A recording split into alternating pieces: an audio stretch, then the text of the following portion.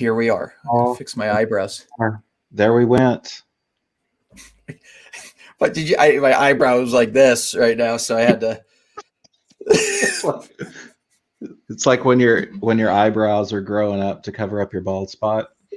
Oh, I'm gonna need that. It's really funny. I haven't seen my barber in months, and because of that, I've realized all the things he does to make me look normal. I have to do it myself, and eyebrows are absolutely no exception to the rule here.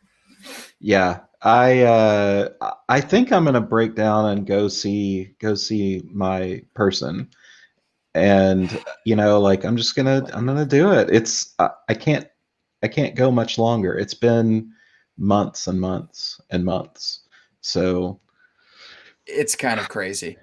It's kind of crazy, and it looks like Satya's back. Hey, Satya, welcome back. Welcome. Yeah. Did so you all of our friends did you want to spin up some? Did you want to start your thing? Yes. Before, yeah. Yes. We're gonna cut to the screenshot or the screen share so that you can see Adam throwing the cake in the oven, and then we're gonna come back and chit chat for a second. Containers, pain from the couch. All right, so I'm naming my stack. And so what I'm going to do, because it takes a few minutes, by the way, this is all CDK. So I hope you're ready for some CDK fun. Is that what we're going to talk about today? We're going to talk about CDK. We're going to talk about CDK with EKS.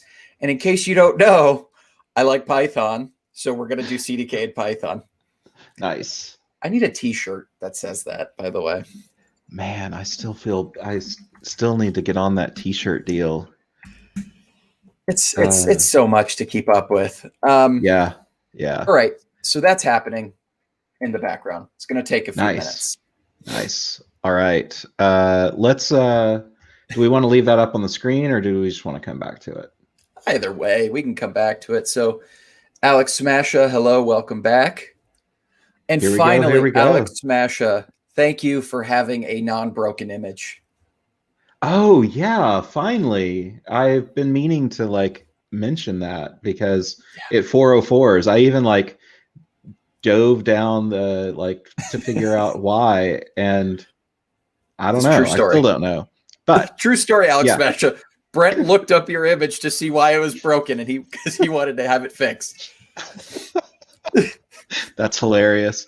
Yeah, so we're going to talk about CDK and not EKS. Did I say ECS? You've been doing that. I don't know what you said actually, but I know that you have been doing that. So it's entirely possible. But we're going to do EKS using CDK. Yes. And the goal is to have I want to show a similar experience. And, so dining table. Brent, talk about this. I saw this too. Yeah. Today.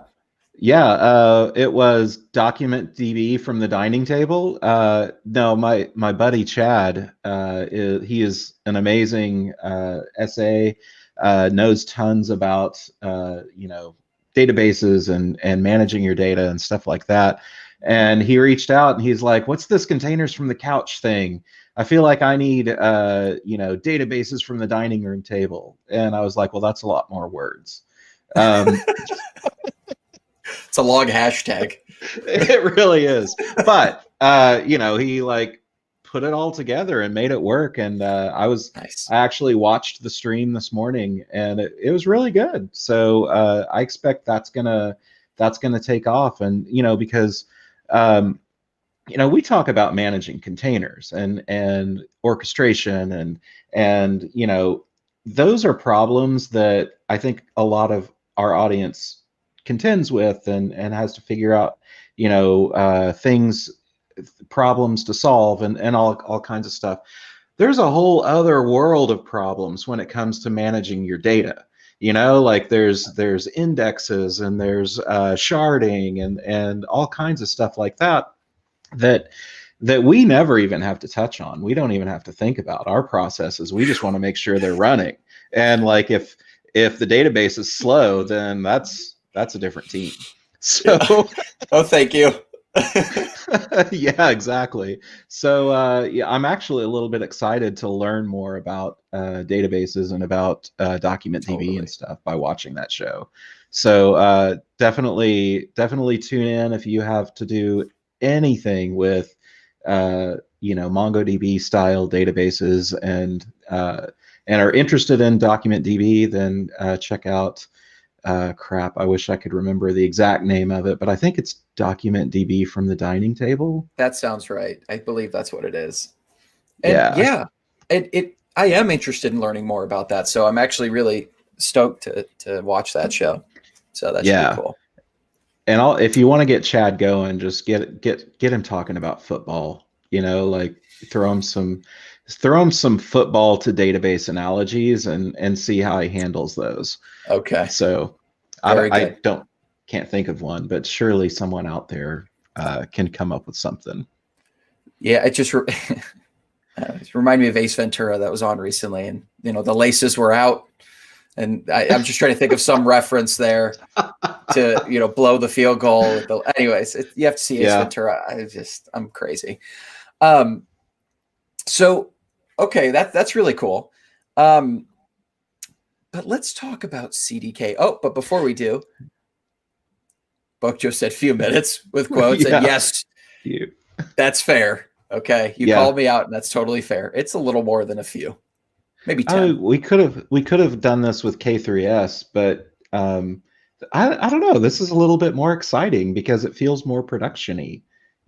Like you could totally take what I think you're going to talk to us about, and go into production, or at least tweak it for production. So yes.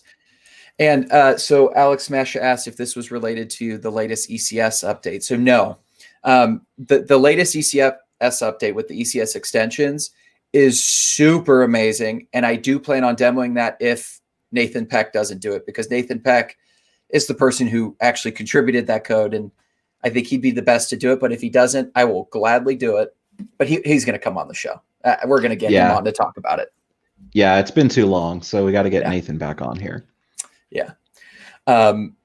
So anyway, so what we're going to do is, we're going to look at, let's use the CDK to deploy not just an EKS cluster, but let's deploy an entire environment in Kubernetes that includes my application and basically anything else that I need to have my cluster running, as well as my applications up and running all in one place. Some may even call it a monolithic CDK application. That's kind of funny because we're taking microservices, like, this demo app was created a few years ago for the express purpose of talking about breaking a monolith into microservices, and then we're going to come along and combine it all back together and wrap it all back up and into a new monolithic artifact. That's pretty hilarious. And so here's the thing, though. There's a million different ways to deploy something, to deploy your code, your artifacts, to build them, deploy them. This is just one of the many ways that you can do this. And as we go into it, I think, you and I, Brent, we'll kind of point out, hey, maybe here's some other approaches that you could have taken as well, that one could take. So we're just trying to show you some of the ways. It's all about choices, right? We love having choices because absolutely there's not one best way to do everything. Yep. Just for clarity's sake, though, from what I understand, are you saying we're going to go from zero? You ran your command already, and we're going to be able to take traffic by the time it's done? Bingo. So literally a CDK deploy is going to give me an EKS cluster. It's going to give me my services, my 3 services. So I always like to use the EKS ECS workshop services, right? So we'll have all of our services deployed with the desired amount of replicas behind a load balancer, all the things we want with just one command, CDK deploy. I mean, that's That's kind of magic. You know, I've sat in conference rooms talking to enterprise customers, and one of the things that they're always concerned about is disaster recovery, and being able to come up in another region or something like that. How quickly can they do that? I've even been a part of some game days where they actually try to do that. It sounds like this could be like an awesome solution for that particular scenario, having just absolutely everything together, coming up from zero to running with one command. Absolutely. And, the topic of disaster recovery, I think one of the key components here is it's not just, of course, the data is crucial, right? Data being your databases, as we mentioned earlier, you have to find ways to replicate that data, of course. But the other biggest piece is infrastructure as code. And if you're just building things in the console, your DR scenario is, okay, I have to go back into a console and click a bunch of things and build it now. That's not a great DR everything. scenario. Exactly. And inevitably you will not. It is, no. You'll miss a bunch of things, right? Like that's just how it is. So anyways, so I think this is just another way. Every time we talk about infrastructure as code, it's just, you're not only building repeatable processes, you're taking on the dry methodology, do not repeat yourself, right? So you're not constantly, hacking away in different environments. It's one-click deploys of your environments across the globe. And it's kind of reminded me of, a couple of years ago, when we built out another company, Brent, we'd worked. One of the things we did was we built out a platform that was one-click deploy. And I don't know if you remember, but one of the highlights was when our CTO, who was very technical, by the way, but he didn't build it. He had no really experience building the platform itself, but he clicked a button and he had our SaaS product launched and everything he wanted ready to go. And he was able to sign up after just, 15, 20 minutes. So that's awesome. It's things like that, right? It's getting that reproducibility. I think Alex Smash is starting to get you. Everything Adam presents is one click. So yeah, of course I one click Adam. And this is my new, it's better that I'll take it over Jenkins, Adam. But fair. Good point. The point is, it's about developer experience. It's about the experience of the end user. So oftentimes, look, every company is different. And, Copilot is great because Copilot's very opinionated. But oftentimes, companies will add their own opinions on top of an opinionated framework. So this is where the idea of constructs with the CDK are so powerful, is I can now take an opinionated construct from AWS and I can build my own opinionated construct on top of that, which includes things that matter to my business. So yeah, that's what you get with the CDK. I didn't mean to cut you off. Sorry. No, that was it. Go ahead. What I like to think about it as is there's a certain set of customers out there that they walk up and they just say, just tell me how to do it. That's Copilot, right? Here's Copilot. It tells you exactly how to do it. And if you use it, you should not go wrong, right? It should walk you in the right direction for doing everything that you're trying to do. But then I know what I want to do. Just make it easy for me to do it. I don't want to do it the way you're saying. I want to do it my own way because I have my own requirements, my own, things that I have to meet.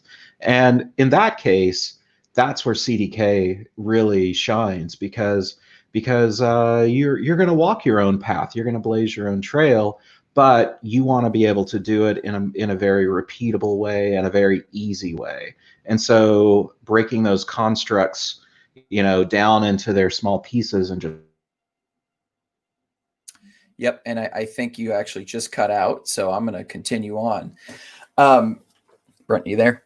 No. Okay. I think we lost him. So I'm going to remove him and I'm going to go to my screen share while we talk about what we're going to deploy. So Brent will be back shortly. This is the beauty of the internet and doing things live. So if you look here, the first thing I wanted to talk about was the release of the AWS EKS module. So with the CDK release 1.65, we released developer preview for the EKS module with CDK. And this module is, again, it's an opinionated set of constructs that are going to build our EKS cluster and a lot of the dependent resources that we need. So, and funny enough, this release 1.65 was 8 days ago, and already in 2 releases later, which was today, we just or I guess yesterday, 22 hours ago, we just released more functionality with EKS, and specifically around supporting CDK's charts. So what I want to do is a quick comparison. So we just kind of high level overview. When we talk CDK, CDK is a way to build and manage your infrastructure and services and resources in AWS. Okay, so that's, for the context of today, we're actually going to use the CDK to not only deploy our cluster, but to deploy manifests, as well as you can deploy Helm charts through CDK now for your EKS cluster, but also if dependent databases in RDS or document DB was mentioned, I can build all of that with CDK, which the CDK is a way to declare my infrastructure as code, whether that's TypeScript, JavaScript, Python, .NET, Java. And then that creates the artifacts, which boil down to CloudFormation. And then CDK deploys CloudFormation on my behalf. CDKs is a way to declare your Kubernetes manifests as code. So a manifest is your service YAML, your deployment YAML, Helm chart YAML, although that's not supported yet, but a way to deploy your Kubernetes manifest YAMLs as code. I want to just offer that distinction because today we are going to focus on CDK exclusively. And in the future, we will bring in, I'll show a demo with the CDK charts. So also with CDK, it does not actually deploy your manifests. CDK simply outputs your manifests as artifacts, and then it's up to you to figure out how you want to deploy them. Whether that's using like GitOps, something like Flux, where the second, once you generate that YAML, you put it in a Git repository and then Flux automatically deploys it, or you want to just have your own process that does, kubectl apply, and then to that file name. Okay, so I want to also just review the EKS module. So this is a CDK documentation, really straightforward, walks you through all of the what it takes to provision a cluster, and it looks like Brent's back. So Brent, welcome back. Thanks. My Mac likes to show me who's boss like at least once a day. Yeah, no, we all know that, and I told you we're starting a GoFundMe to get you a new MacBook. But I was just explaining CDK versus CDKs and just kind of talking about the differences, and I just went over the release. How 8 days ago we released the EKS module, which was amazing in developer preview, and then just yesterday we released the CDKs integration with CDK. So just kind of explain that. That's what I was doing. Cool. And so when it comes to provisioning your clusters, the way we've shown cluster provisioning in the past is through EKS control, EKS CTL, right? So that's a command that you can use to basically build your Kubernetes environments, EKS environments, and it's very opinionated, does a lot for you. So very nice tool. But as an alternative, the CDK can now do a lot of what you see there. So, when provisioning clusters, there's things like managed node groups, IAM roles, permissions, security, all these things from your EKS cluster perspective, that if you were to build this on your own, all the different components, these are some things you have to think about. The CDK, using the high-level constructs, does a lot of the opinionated boilerplate on your behalf. So let's take a look at my deployment. So it's still happening. And so what I did was I actually ran a CDK deploy earlier when we started talking, and you see it takes some time because it's building a cluster. There's quite a bit that goes into it. And I can see here, it's still in the process of actually deploying the cluster and all the resources. Another thing that the EKS module does for you is, let's look at the architecture, is when you are now creating your EKS environments with the CDK, you'll notice here, there's a couple of handlers. These handlers are Lambda functions, and they serve as a custom resource in the CloudFormation that if you define a Helm chart or if you define a Kubernetes manifest, it's not actually CloudFormation that's deploying those charts or those manifests. It's your kube control handler. So this handler will take that YAML that was outputted, that was an artifact output from your CDK deployment, and it will apply that to the cluster on your behalf. So just to kind of understand the architecture, it's pretty cool.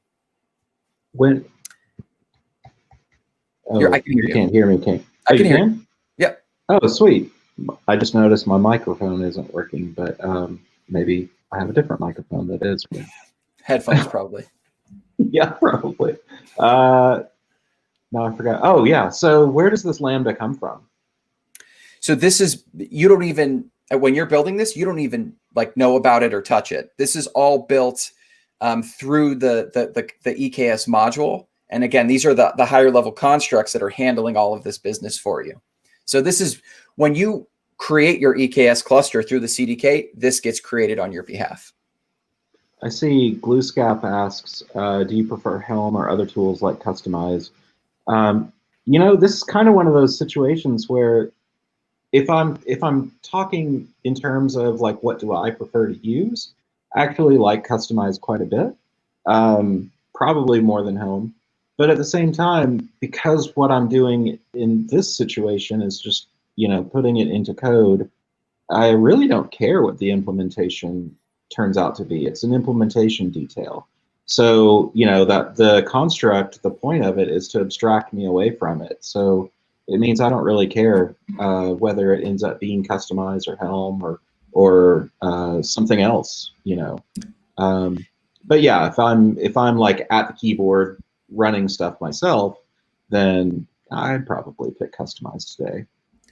And look, I would also argue that, not argue, but I would say that you could add a third component to the mix here outside of Helm and Customize, and that's if you're building your own, you know, reusable manifests, CDK or CDKs can take the place of those tools.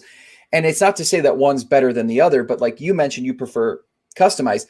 I prefer to not use a templating engine. I prefer to just use Python and use code, because for me, I like to build, you know, conditionals and have kind of just what I'm familiar with, which is, you know, the Python programming language, and that's where I'm really comfortable. But again, that's why there's options out there, and it all really just depends on your preference and what suits you, right? Yeah, very good point. So let's talk a little bit about what I've built here. So when I talk about the CDK, quite often I talk about constructs, and I talk about the benefits of these constructs. And what I've done in this stack is I've created 3 opinionated constructs to how I want my environment to be deployed. So I've created an EKS base construct, which I basically, when I call that construct, I determine what size of cluster do I want, and do I want Fargate enabled? And so all I do is pass parameters such as Fargate enabled, and another one is the capacity of the cluster. Do I want small, medium, or large? And based off of what I think small, medium, and large equates to in an EKS cluster in my brain, my world.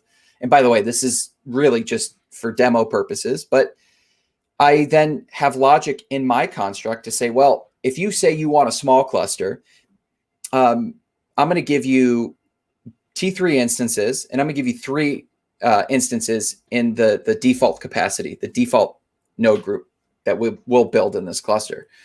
Large, I give you a better instance type, you know, more power, and more instances, and medium, kind of right in the middle there.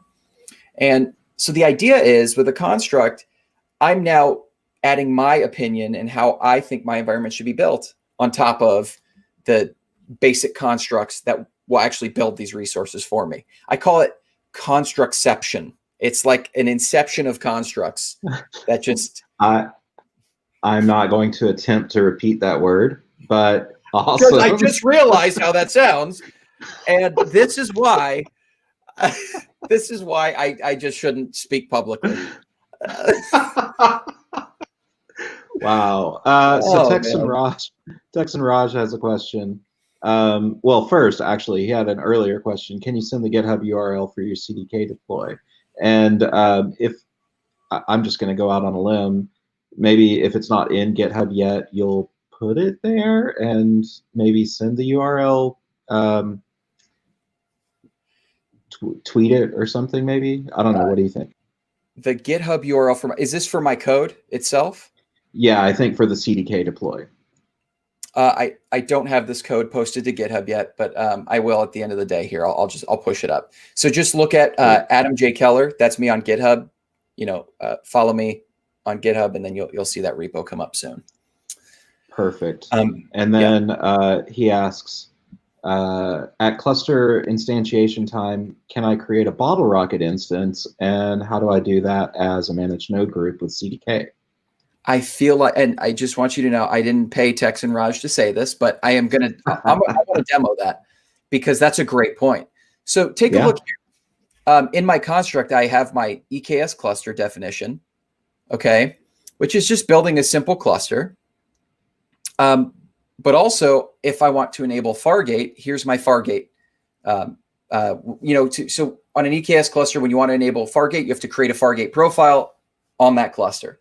So this is what happens. And I have my own labels. So basically, I'm saying, in order to run Fargate in my scenario, you have to be in the default namespace, and you need a label on your manifest that says Fargate enabled. So this is just me. I get it. People don't have to do that. But rather than, because I want to share the namespace with other resources, but I may not want Fargate for everything. So gives me that option. I like it. And by the way, my cluster just finished building. So yeah, that took like maybe 20 minutes or so. Like it took a bit of time. Yeah, we're 28 minutes into the show. You kicked it off maybe 5 minutes in. So yeah, 20-ish minutes. So take a look. Now what it outputs for me, again, nice feature here, is it actually outputs the command that I need to run to get the kube config. So I'm going to run that. And this is going to update my kube config with this cluster. So now if I do a kube control get nodes.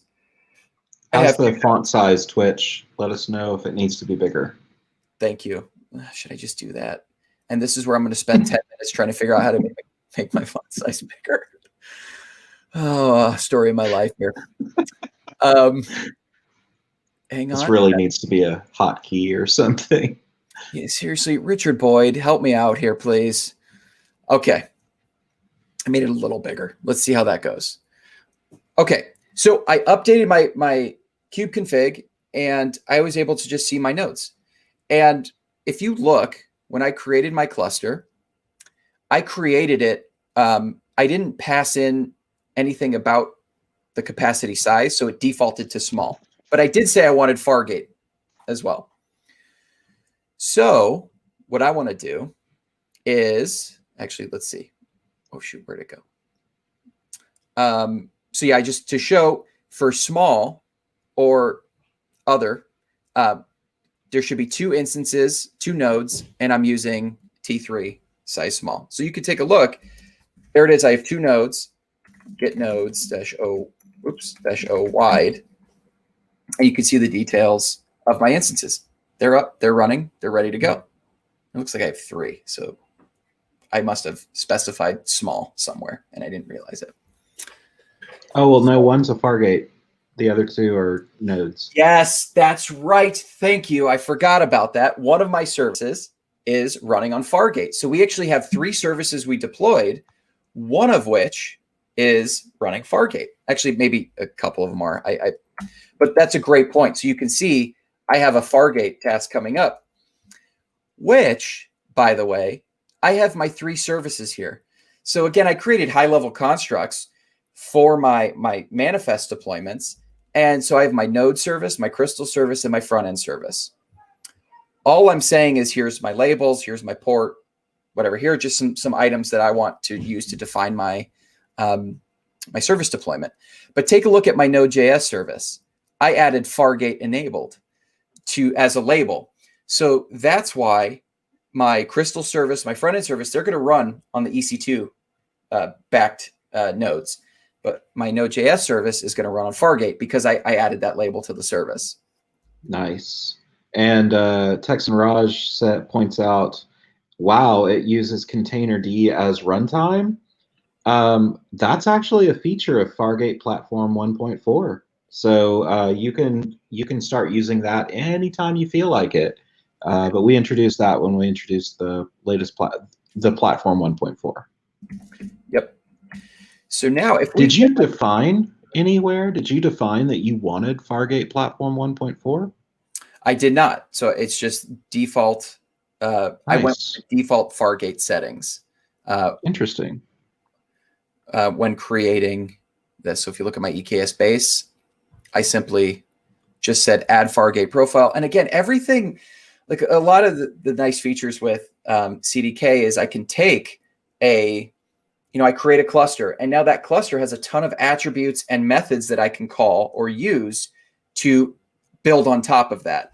So I took my cluster object and I'm simply just running, adding the add Fargate profile method and passing in my details. And that's it. It's creating that Fargate profile for me. So that's cool. I do want to show. So actually, let's get the service. And then if I go to this load balancer URL, and forgive me, I put all of them behind a load balancer. That was just something I missed earlier. But if you take a look, there's my service. Now, I'll tell you the reason why you don't see the image is because we're not getting the availability zone. It's Fargate. It's just a bug in our code we got to fix. But there it is. So now what I'd like to do is let's change this to 3. Let's go 3 replicas on, oops. Oh boy. There we go. 3 replicas, and then let's go, 3 here as well. And what I'm going to do is delete this. I don't want to run these on Fargate anymore. And then I'm going to do a CDK deploy again. Actually, let's do a CDK diff so we can see what happens. Cool. And in our diff output, we're going to see our manifests have changed. Okay, so again, our manifests are these are Kubernetes manifests.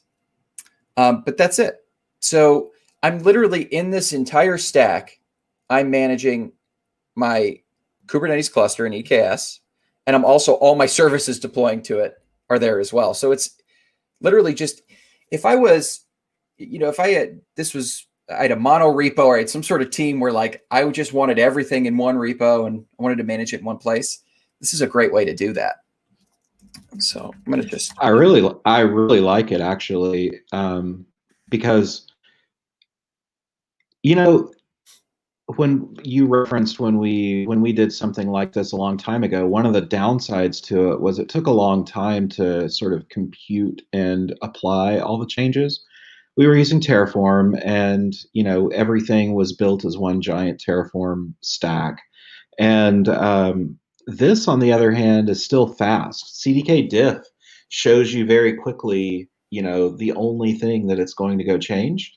So even though it's all built together, you don't have to sit there and like iterate and process and check absolutely everything like you do with a giant Terraform stack. So this can just go and apply and go touch the parts that have changed. Yeah. And, if I wanted to deploy this to multiple environments, so, with the CDK, you have the concept of your app. Your app is where you define all of your stacks to be deployed. Stack in the CDK world translates to a literal stack in CloudFormation, or could be, like nested stacks as well. But yeah, absolutely. Good points from the chat. Yeah, I agree. It's less context switching. So what I have on the right here is, as I'm running this apply, we could just see the kube control get pods, and we should see our replicas increase. And as well as our manifest is going to change from Fargate to EC2 backed in just a few moments. I love this. I do want to go through the constructs, but before I do that, are there any questions, or Brent, do you have anything that maybe you think I missed that I should touch on before? How hard would it be for you to go and change those load balancer, those backend services to not use a load balancer? Or am I putting you on the spot? No, it's putting me on the spot, but in a good way. So let's do that, because I think that just, again, shows how it works with with constructs. So one of the constructs I built was just a generic manifest construct. And what I do is, based on how I think our manifest should be deployed, I've created a backend service manifest. Oh, and see, look, starting to deploy on the right there. I love this. I love this demo. Except I broke something, so that's always good. I hate this demo. Oh, that's the best. Yes. So it looks like my Node.js service, it looks like I may have just typo. So I'll fix that. But let me. It's got to be a missing comma in JSON or something. Yeah. That's always my typo anyway. Let's see. What did I? Yeah, I'm not sure. We'll look at that in just a moment. So actually, so labels app there. And so in my manifest for labels for a backend service, yeah, it should just match labels, and the selector should be there. And then we also have our labels declaration. So I'll have to figure out why. But this is where I'm defining how I want our deployment and our service manifest to be built. And the CDK is, so again, I'm programmatically, I pass a dictionary. Okay, so a dictionary which just says, basically, this is our dictionary here, JSON. And our manifest then will build off of that JSON. So I've created kind of customized, this is almost like me kind of creating my own version of customize just in Python here. Yeah. So would you then have to create a different construct, maybe call it backend service? That way it doesn't include a load balancer? Well, so actually I have here, so I have a backend service method function. So what I'll do is in my service manifest, I just need to remove the type load balancer. Right. What else? Let me actually look at. So I'm going to open up. I'm going to go to the repo, ECS demo Node.js. We're going to go to Kubernetes to look at our manifest, and then let's look at our service manifest. So I have, let's see, type we don't want. Right. So we'll remove type. And then, so port looks good. A target port should be that. And I want a selector. Yeah, so that looks good, right? I think so, yeah. So let's see if that works. Anyway, so you can see here's, it's good to actually see a failure. I can see I made a mistake in my deployment. Now I'll tell you, it's easier to probably read errors in your deployments from kube control or somewhere else. But anyways, the Lambda handler, what it's doing is it's just giving that response and spitting it out here on the command line. And by the way, you see my deployment failed, so everything rolled back. Okay, so let's run a CDK diff, and let's see if that actually removes the load balancer and fixes it. So it looks like it does. So I've removed the load balancer declaration. And does it keep the load balancer for the front end? Yes, because I have a front end service where I've defined my type load balancer. So I duplicated the code there, copy paste. Got it. So yeah, but so again, this is my custom construct there. I'm based off of the service you're passing in.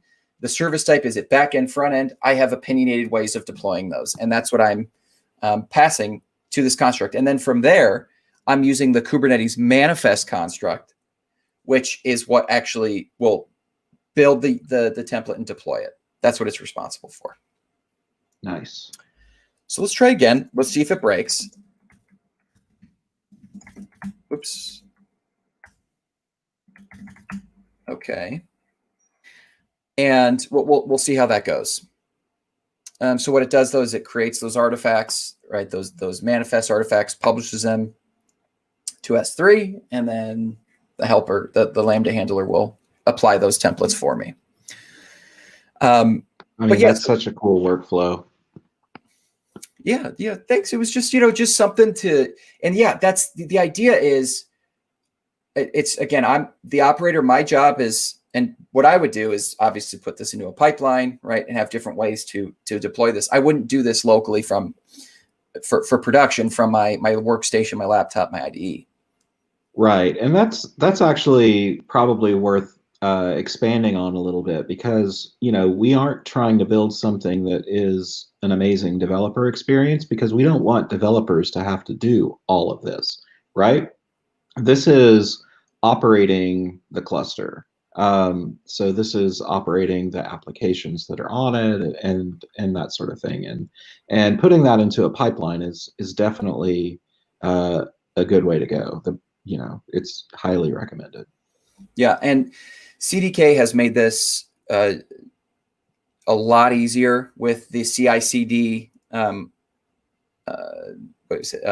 construct that just came out recently, within the past month or two. Mm-hmm. And it's just another way to basically, you simply wrap your apps or your constructs in a pipeline construct, and then it's automatically going to create that for you. Yeah. And yes, the raw, and it's actually not YAML. It actually, so CDKs will render to YAML. This renders to JSON and deploys to Kubernetes via JSON. But yes, it does store those artifacts in S3. So it looks like it's deploying the manifest as we speak. So we'll see if that worked or if I have more errors. But yeah, so with those manifests, does it like version them? Is there something happening in the S3 bucket that makes it interesting from a historical perspective? Yeah, it's a very good question, and I'm not 100% certain on that. I'm not 100% certain. Cool. I would say, and even if it didn't, what I would say is then just enable versioning on the CDK bucket. So right. Yeah, that's a good point. Okay, response object is too long. So it looks like, let's see what I did wrong. I did something wrong. I broke all sorts of things, apparently. Ports, it doesn't. But it did pick up your scale change. Yeah. Oh, wait. It was something. It was complaining. So we changed it to cluster IP, and that meant that the ports that you were specifying may not be used. So let's look at how I'm doing it. I bet port 80 is causing your problem, and I bet I think we drop port 80 and we only specify target port. Okay, let's see how that works. Which, now that you're showing me the manifest, in the repo where it says port 80, it makes me question everything. So, but hey, let's find out. Yeah. All right, let's see that. So let's go back. Let's see if we can just do it again. But anyways, so as this deploys, of course, the live demos, things happen. It's a good learning opportunity, because what we changed, this is a good Kubernetes learning opportunity in general, because we went from one type of service to another type of service. And we went from type load balancer. We deleted the line, and that so hey, learning opportunity. The default service type is cluster IP. So by just not specifying, we're getting the default cluster IP. And as it turns out, cluster IP, I think what we're going to find is it doesn't like having the port dictated to it. So we're gonna still target our traffic into container port 3000, but the host port is going to be randomized, and it likes to be able to assign that dynamically. Makes sense. So so let's really quickly, let's walk through. So I have my app, okay, and in my CDK app, I have my service deployments. Okay, I have all my service definitions. That CDK app calls is my EKS Workshop stack. And this stack is essentially where I'm building everything I need for this environment. This is where I'm making the calls, I'm using the constructs and building. So I start with my EKS base construct, which we looked at, which the EKS base is simply, I have some opinionated views on cluster size. Here's what we're going to build based on that. So that'll create our base cluster. Now, for my services or for my manifests, one thing I need is I need the cluster information. So to do that, and since I'm doing it all in the same stack, this is another way, by the way, if you're ever creating multiple stacks in CDK, you can simply pass the object from one stack to another stack. And that's how you can basically call resources from other stacks or other objects in your code. So that's, if you're working within the same context, that's the way to do it. Still broke, but we'll see the new error. So as the error finishes, let's see here, failed to update, validating manifest YAML. No, it does want port, it looks like. Should I say port 3000? Oh, well, maybe. Maybe it's port 3000, huh? Or, you know what I'm going to do? Mm-hmm. I'm just going to keep it as is for now. Mm-hmm. Yeah, that's a good point. Because it's just something. Yeah, it's not going to hurt anything. Yeah. So we'll keep it at that. And then I'll deploy it again. And what we'll see is I've changed our replica count. And we should see all of our services with 3 replicas. So going back to this, so I have my stack, and what I'm doing is I'm saving the object of my base cluster, all the base resources for the cluster. I'm just saving that into the base cluster object. From there, I'm then passing that to my service definitions, so they know what cluster to deploy to. And so that's what you'll see here is I'm passing that in. So I don't have to do any tricky, some tricky way to query CloudFormation outputs or anything like that. It's just there available to me and I'm reusing it. And the other thing, nice. I didn't get a chance to finish this, but I also created an ALB ingress construct. And so to install the ALB ingress controller in EKS, a lot of the defaults, there's quite a few defaults that are already there in place, like tagging, right? Tagging is necessary for the ingress controller. That's all done for you. But there's other things that need to be done to get the ALB ingress controller installed. So I created a construct that basically has the IAM policy that I need, the manifests to deploy. So some of these manifests, so this would be cluster role binding. So this is permissions and then saying where those permissions can be used. And then the manifest for the ALB ingress controller service account, which allows it to actually make those calls to AWS resources. And so are there any other questions or comments? No, not so. Alex Smashup points out there's a good resource about constructs and links to a blog post, about CDK and library of architecture patterns and things like that. So yeah, this is the same idea. The nice thing about constructs is there could be sort of a community of constructs that is built up, or you could have your own private constructs, personal constructs, or something in the middle, your company might create a repository of constructs that they're able to share. So, just there's lots of different layers at which you could bring this idea in and start to use it and have, a multiplying effect. Absolutely. And a great example of a shared company construct would be, I want to deploy a service, but I need monitoring. I need logging. These are things I, as a developer, my team, we don't understand, meaning we don't build it. We don't know who's managing it. So if there's another team that manages that, they simply say, here's the construct you use. And that has logging, monitoring, everything wrapped into it. And by the way, I didn't mean like they don't understand. That sounded really bad. I just, in the context of being a developer, you don't always want to have to think about all these other things because you're focused on writing code. So, well, and a better example is I've definitely talked to teams where they are going to swap from monitoring solution 1 to monitoring solution 2. And to be able to make that swap without having to go to your hundreds of service teams, it would be really nice if everyone's using the custom construct, then you swap it in the construct and the next time they build and deploy, it just goes out. So that's pretty cool. And again, it's just, these are ways to build reproducible patterns across an organization, across teams, or within one single team, by the way. That's very plausible and realistic too.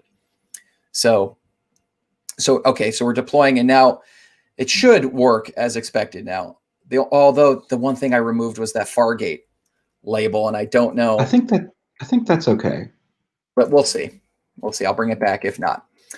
So anyways, yeah, so what I did was I created a scenario in my head of I run a platform team and I want to build a reproducible environment for a specific team. Here's what I've done. It's a one-click deploy. If you want to modify anything, you could make environment variables. You could pull from something like AWS app config or SSM parameter store, make these, in your pipeline, these could become variabilized. So 3 replicas for production, or for dev environments, 20 replicas for production, or obviously auto scaling you'd probably have built in. But anyways, auto scaling. That was kind of just the goal here, was to showcase I was able to do an entire EKS environment from cluster to service deployments in one place. That's pretty awesome. So, and I'd like to build on this. And someone had asked about adding like Bottle Rocket. Bottle Rocket, yeah. Yeah, so there is a way in my cluster that I could add a Bottle Rocket auto scaling group. And let's see, this is not in, that's TypeScript, but so all I have to do is cluster call the add auto scaling group capacity. Let me go to the Python.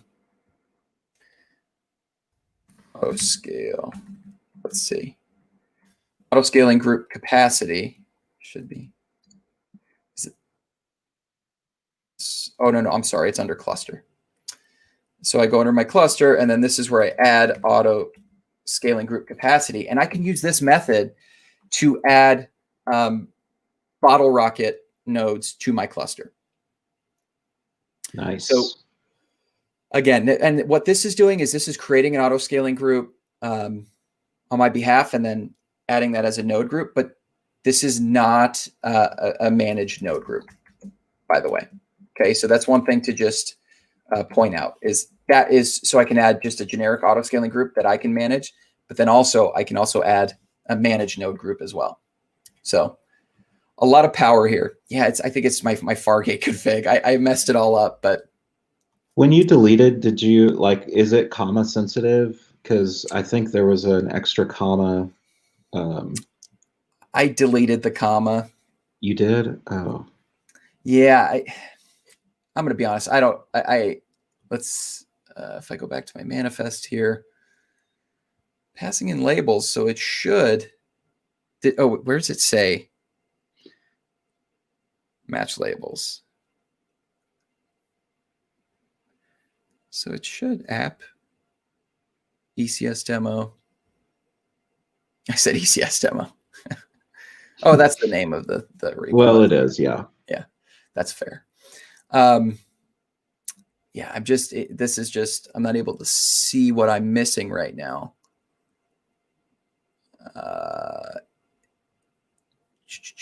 Because it should be the same, right? Yeah, and it's only complaining about the Node.js one. Yeah. Yeah, I'm not sure why that's the case. But if I were to add Fargate back, we should see it go back. But anyways, so that's it. That's the demo. I will put this on GitHub. So if you're interested in seeing this on GitHub, just check me out at Adam J. Keller. That's my GitHub handle, and you should see it up and running there. So Alex Masha is trying to make you feel better, I think. But no, it is a good point. For new guys, they learn quite a lot with this behind the scenes when demos don't work. And actually, yeah, I mean, I can remember, when I learn things, I learn so much more when things break and I have to figure out why. And that's the kind of thing that you don't forget either. So definitely good stuff. Bope Joe might just be poking at you a little bit. You should have a before and after branch. I like that. Oh, that's good. I will. I'll say, here's what went wrong. And yeah, it's just something I'm missing. And I guarantee you it's something very simple. We're just overlooking it. Yeah. What's funny is, if you've watched this show long enough, you've seen, I think everyone on here that's on here with any regular cadence has had a demo blow up. So like, I think it was me Thursday a week ago that, mine blew up, and Jesse and Rothgar. And so, yeah, it definitely happens. Maybe this is just your turn. Exactly. And that's the fun in it. But I do think we're going to get a deployment here working now that I've gone back to how I originally had it set up. So, but yeah, I mean, listen, these things happen and it's okay. Again, this is how we learn. I just want to see if there's anyone after us or if we have time. I'm afraid to open Quip or don't shut your computer down. Yeah, bad idea. Okay, there's no one after us, so we can go a few minutes over if yeah, let's do it, because I just want to get this deployed. And so Alex Masha mentions Gremlins. Can I sidebar for 30 seconds? Please. And tell you, so the town we live in, movie theaters are open, but only to a certain capacity. But one of the things that they did, I think, to try and innovate and keep their doors open was they have small-ish theaters, I think, for private events, and they're renting them out to a maximum of 20 people, one group, and it's just an all-in fee of $99. And they're playing old stuff. That's awesome. So yeah, so me and my family and some friends that we're in a bubble with, basically, we did rent it. We're going and we're gonna watch Goonies. That's awesome. For $100, and then we're gonna go. We're like gonna talk to them and try and get Gremlins to come back. So yeah, seeing Alex Masha say Gremlins, what do you think? It's a great movie. Those are great movies. There you go. So it did deploy, and so we're all good. I just, again, not certain what's wrong with my my YAML, but it's most certainly it is the way that my JSON is being read by Kubernetes. It's not liking the JSON that I'm building for the manifest. So we'll get it figured out and get. I mean, the whole point was to remove that load balancer from the backend services. Right now, it's just going to get ignored. So it's not like it's hurting anything. But we'll go ahead and figure that out, and then we'll post it up to GitHub. Hey, traffic is starting to shift over. That's cool. So yeah, you can see. Go ahead. You say something. Sorry. Oh, I was just going to say, John Juther asks, thank you for the session. Is there any plan to add this demo to EKS Workshop? Probably should. I wonder if we should like throw it into an appendix for the service deployment chapter or something like that. I don't know quite how to fit it into EKS Workshop, but I think it could be cool as either an appendix or maybe a chap.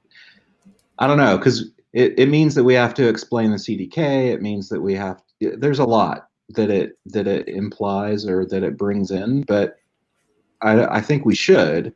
I think it's just figuring out how best to fit it in there. And so take a look. So again, the Node.js service is Fargate. So this is an example of I'm using a hybrid cluster where my front end and my Crystal services are deployed to EC2 instances, and my Node.js service is on Fargate. So you can see the Fargate nodes show up when I do a kubectl get nodes, and you can see the details on the Fargate nodes too. So pretty cool. Nice. So can we add a usleep into that demo app? I mean, part of why it goes so fast is for, you know, sort of the effect. If it were to move slower, then it might not look as cool. So yeah, but I get it, especially when the graphic is up and it's dancing around. It can be overwhelming at times. So. I do worry about like epilepsy warnings. I was thinking about that because it kind of flashes. So maybe we should do something so that doesn't happen. I don't know exactly. Yeah, we should look into like, is that a potential trigger? Because I don't know if it's certain kinds of flashes or any kind, or I don't know how that works. That's a good point. But yeah, we should. But yeah, so there you go. So end-to-end deployment, all in the CDK. It's all represented as code. And that's that. So nice. All right. Well, we're going to be back on Monday. Watch Twitter for the topic. And otherwise, I hope everyone out there has a good weekend. Yes. Thank you, everybody. See you next week. See ya.